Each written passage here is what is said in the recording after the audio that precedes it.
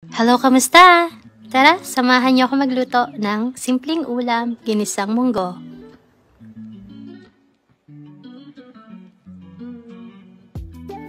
Una, mag-isa na ng sibuyas at bawang. Pagkatapos, ilagay na yung karne. Sa pampalasa, naglagay ako ng patis at white ground pepper. Nilagay ko na rin yung pinakuluan kong munggo.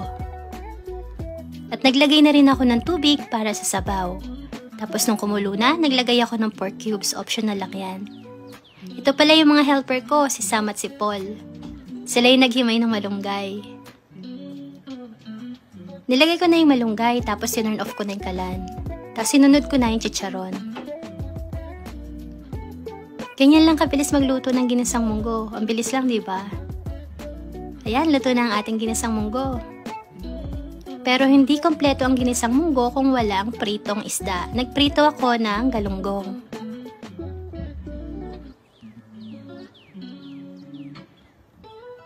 Tara, kain na tayo!